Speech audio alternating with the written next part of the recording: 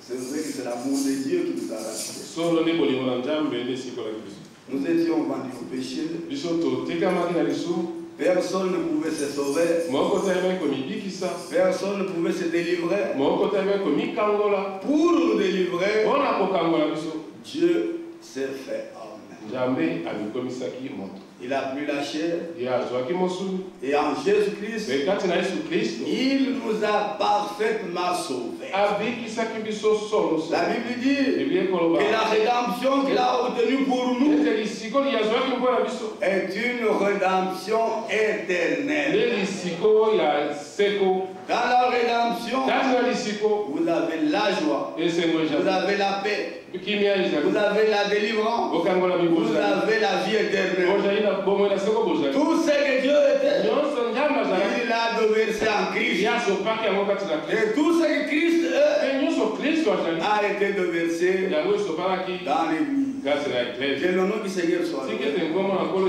Nous allons nous tenir un moment debout pour lire les Saintes Écritures, un passage de la Bible, et chacun de nous va élever la voix vers le Seigneur pour prier, recommandant ce service entre les mains du Seigneur.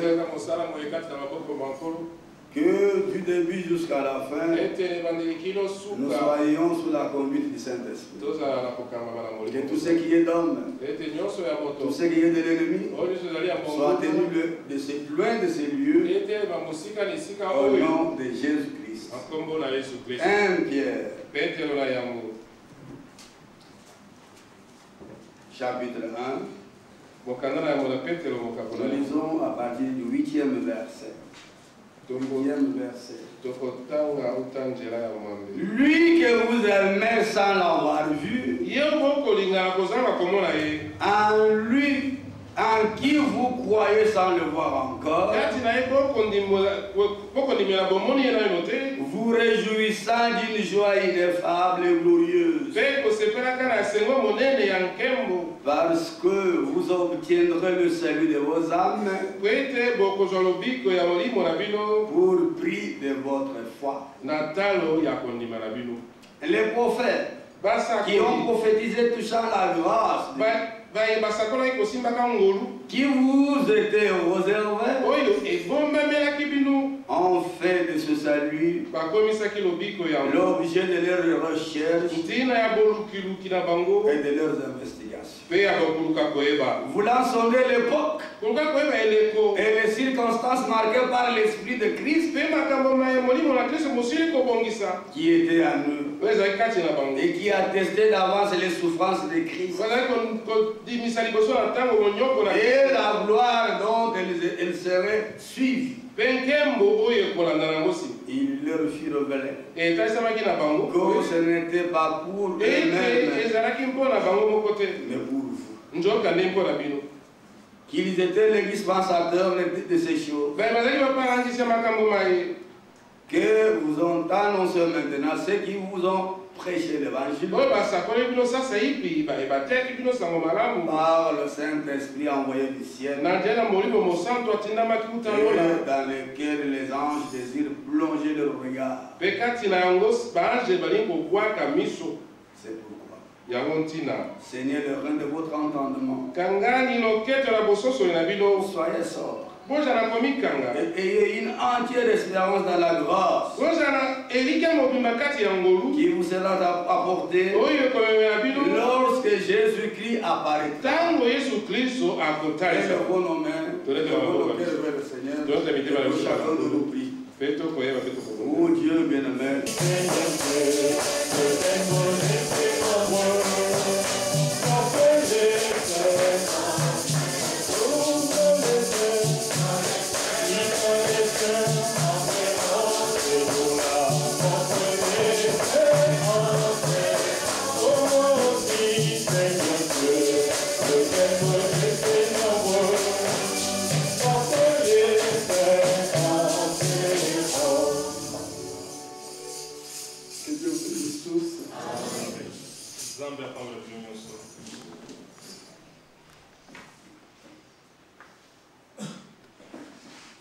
je vais d'abord vous lire le programme du service ya monakotanga na bino linaka ya notre frère, notre sœur. Ya libala ya ngabisha mobali pe de kwa bisha mwasi.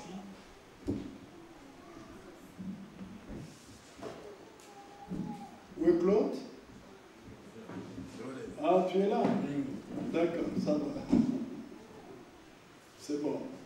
Voilà. C'est bon. Et ça va là. Bon, nous avons commencé.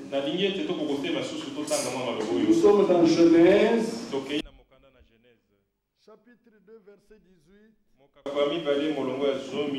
Le Seigneur Dieu dit: il n'est pas bon que l'homme soit seul. Je lui ferai une aide semblable à lui. Verset 18, 21. Alors, l'Éternel Dieu fit tomber un profond sommeil sur l'homme. Il s'endormit, prit une de ses cordes et referma la chair à sa place. L'Éternel Dieu forma une femme de la côte qu'il avait pris de l'homme. Et il l'amena vers l'homme.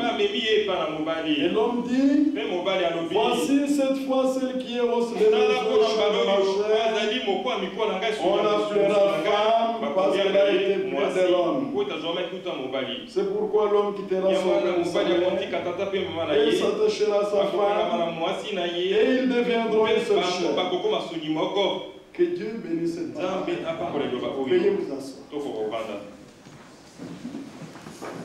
Nous avons lu dans le livre de Genèse.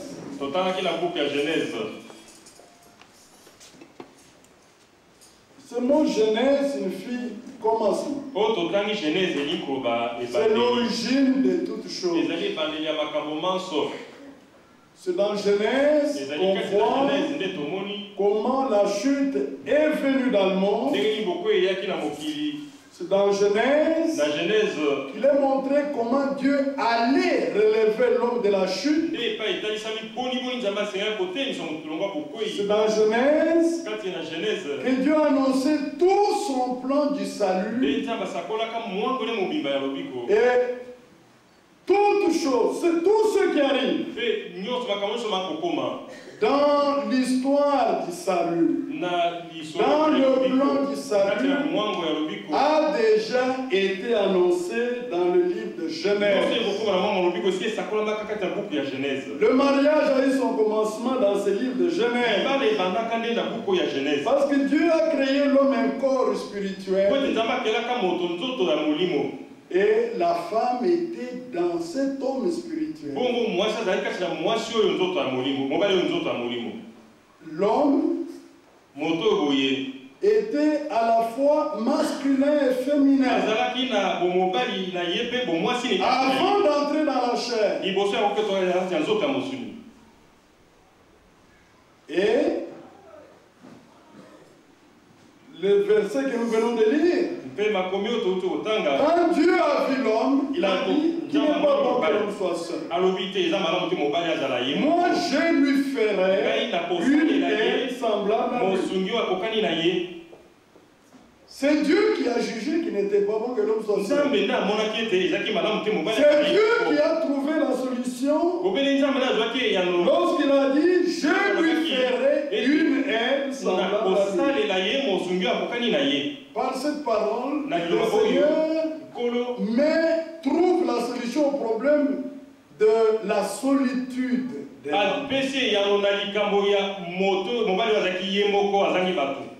La solitude n'est pas bonne. Dieu ne voulait pas que l'homme soit seul. Dieu voulait que l'homme puisse avoir quelqu'un à côté de lui. Et c'est quelqu'un-là devait être une aide semblable à l'homme. C'est pourquoi Dieu n'a pas approché une bête de l'homme. Non. Dieu a tiré la femme de l'homme. Dans la Bible, dans la pensée dans la pensée originale, lorsqu'on parle de la femme, cela signifie un autre soi-même. La femme a été tirée de l'homme. Elle est la propre chair de l'homme. Et comment Dieu a sorti la femme de l'homme? Il a mis l'homme et il prit une de ses corps et referma la chair à sa place. Et l'Éternel Dieu forma une femme de la côte qu'il avait pris de l'homme. Et il l'amena vers l'homme. C'est le Seigneur Dieu qui a amené la femme. Ce n'est pas la femme qui est allée d'elle-même. Amen.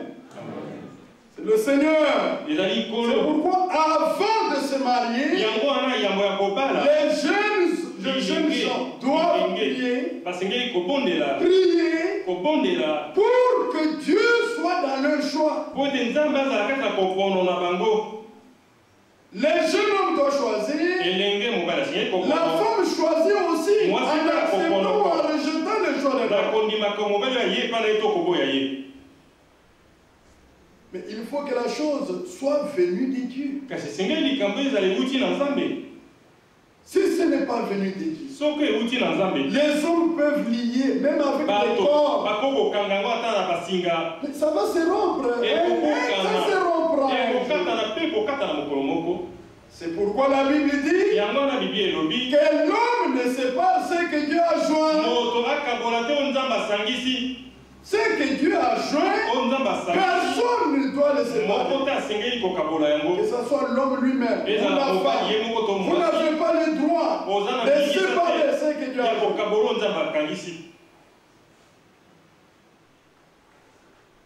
Alors, il a tiré la femme de l'homme. Et Dieu l'amena vers l'homme. Et l'homme dit, voici cette fois celle qui est hausse les maisons et chair de ma chair, on l'appellera femme parce qu'elle a été prise de l'homme. Alors vient la parole qui a consacré le premier mariage sur cette terre. C'est pourquoi l'homme quittera son père et sa mère et s'attachera à sa femme. Et les deux, et ils deviendront une seule chair. Voilà. C'est ça la parole qui consacre le mariage chrétien. L'homme qui son père et sa mère s'attachera à sa femme. Ils deviendront une seule chair. Lorsque la femme, l'homme qui son père et sa mère, il s'attache à sa femme. Ah, mais c'est à sa femme qu'il s'attache. Selon la parole du Seigneur. C'est à la femme qu'il s'attache. Parce que la femme est l'os de ses os, sa chair. J'ai fait plus de 27 ans dans le service du vin. J'ai vu beaucoup de choses. Dans le mariage, beaucoup de choses. Des fois, vous voyez un couple qui vient. Et puis alors, comme il ne me considère pas, moi je dois aller chez nous. Chez vous, c'est où? En réalité, chez vous, c'est dans ton mari. C'est de là que tu es sorti. Quand tu rentres dans ton mari, mais tu es chez toi. C'est de ça qu'il s'agit. Où est-ce que tu vas encore aller? Dans la maison de ton père et ta mère, tu étais de passage. Mais les lieux où ton voyage doit aboutir, c'est dans ton mari. Et c'est lorsque la femme est mariée que l'homme devient complet. Parce que l'homme, ses causes ne sont pas complètes. Il a une côte qui lui manque. Et cette côte lui est rendue sous le forme de la femme. Les deux deviendront une seule chair. N'est-ce pas vrai? C'est la parole de Dieu. Alors l'homme quittera son père et sa mère. Prenez Genèse chapitre 3, verset 14. L'Éternel Dieu dit au serpent, puisque tu as fait cela, tu seras maudit entre tous les bétails et entre tous les animaux des champs. Tu marcheras sur ton ventre et tu mangeras de la poussière tous les jours de ta vie. Je mettrai l'inimitié entre toi et la femme, entre ta postérité et sa postérité.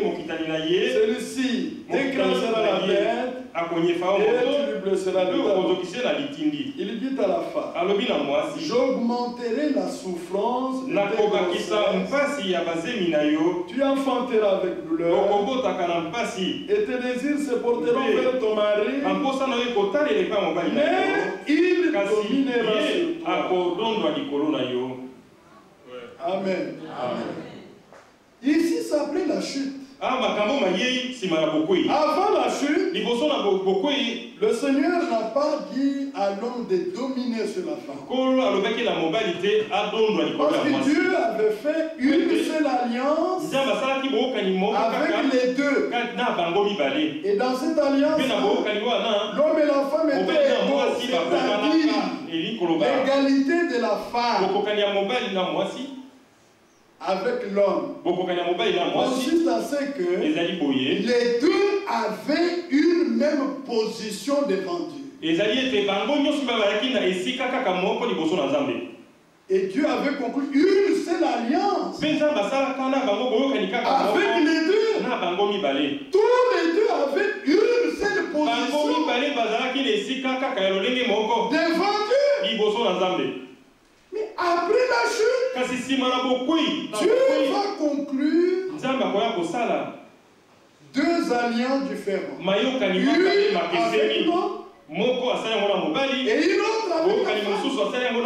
Dieu ne sort de l'unique alliance qui consacrait l'égalité. Mais ici, après la chute, le Seigneur Dieu maudit le serpent. C'est suite à la malédiction que le serpent a commencé à ramper. Le serpent est devenu un reptile. Quand je parle du serpent ici, je ne parle pas du boa.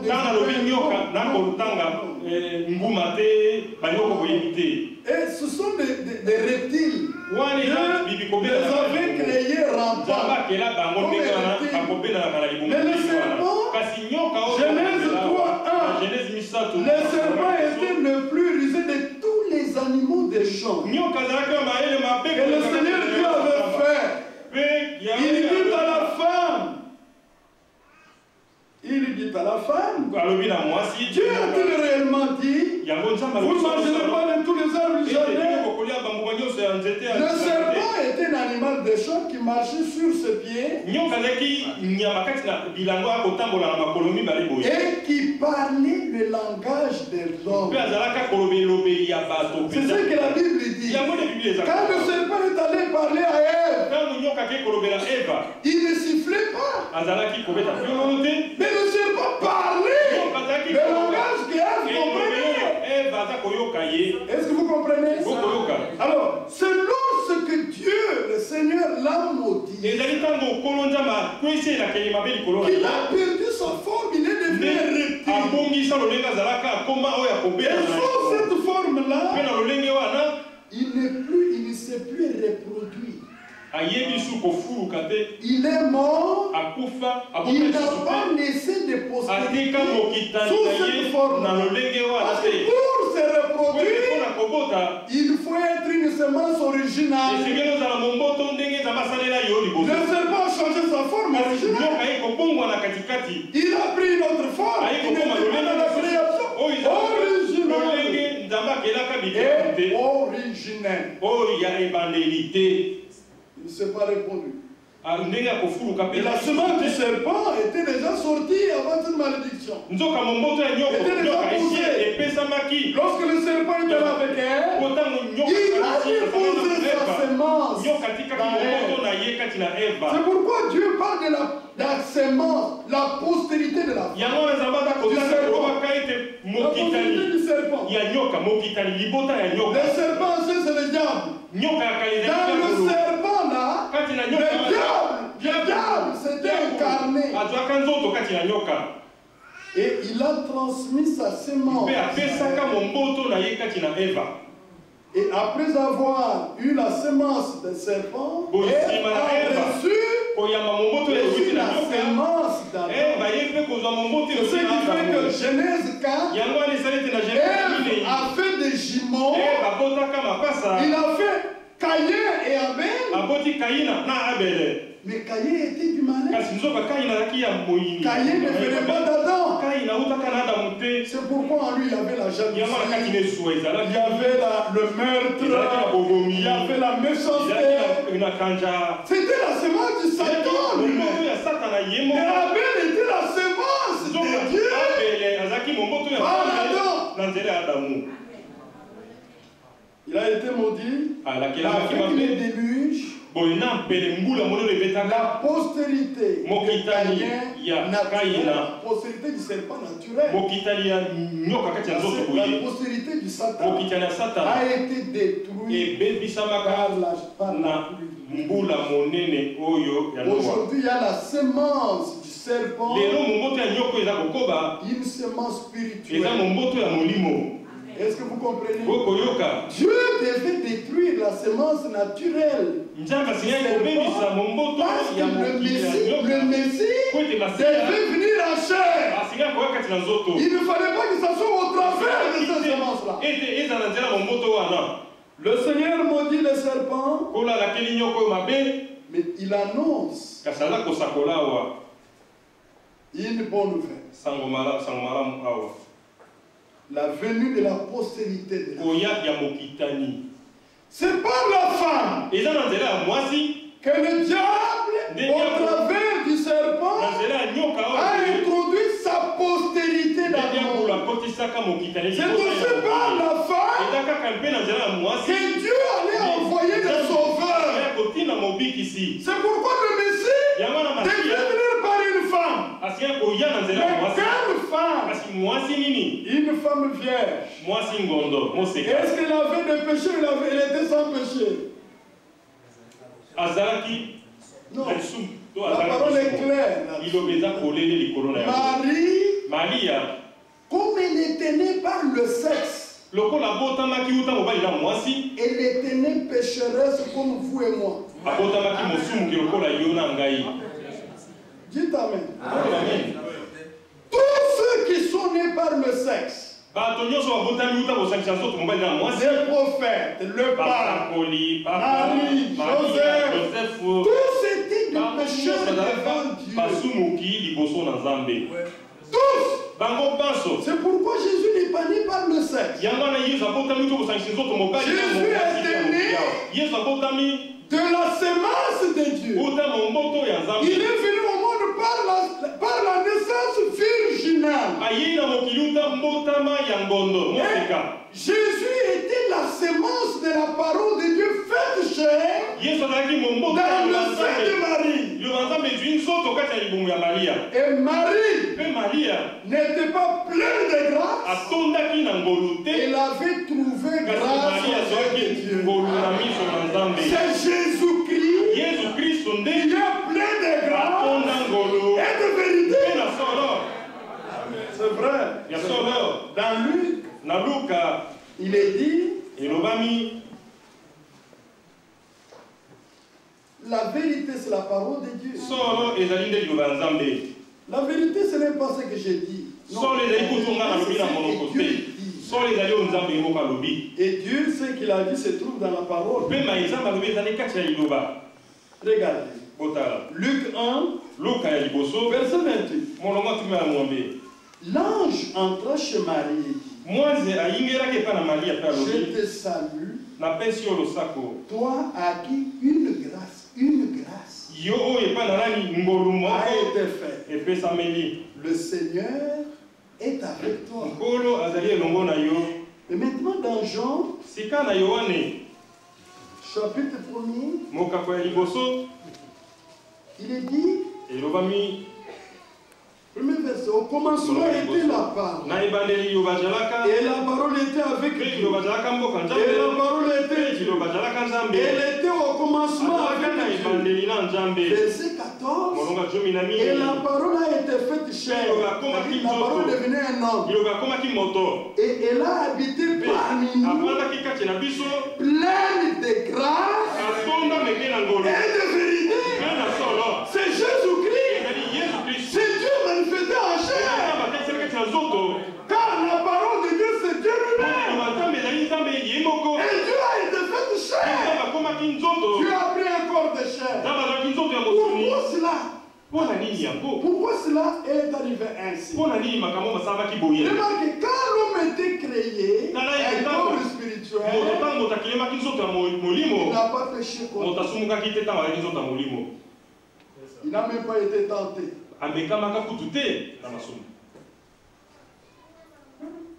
Mais lorsque Dieu a pris cet homme, il lui a fait un corps de chair tiré de la terre, il l'a placé dans les corps de chair. C'est-à-dire que le serpent est venu tenter. Et l'homme est tombé dans le péché, dans un corps de chair. Mais lorsque Dieu le Seigneur, il a créé l'homme, il était dans un corps spirituel. Il a dit, s'adressant à l'armée céleste,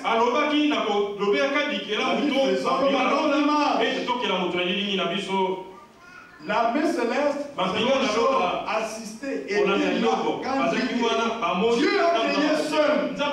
Il y avait l'armée céleste qui était là. Et ils étaient des corps angéliques. Dieu était dans un corps angélique. Il a dit,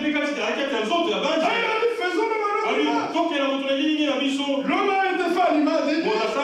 Un corps spirituel. Comme Dieu le Seigneur était dans un corps spirituel. Et maintenant, quand l'homme a été placé dans un corps spirituel, Dieu est resté dans un corps spirituel. Et pendant tous les temps de l'Ancien Testament, Dieu se manifestait et à Israël dans un corps spirituel. On l'appelait l'ange de l'Éternel, l'ange du Seigneur. C'était un corps spirituel. Et dans les corps spirituels, Dieu ne pouvait pas racheter. Dieu, pour racheter, il avait donné une loi dans l'Ancien Testament. Il a dit à Israël, si un fils d'Israël venait de se vendre,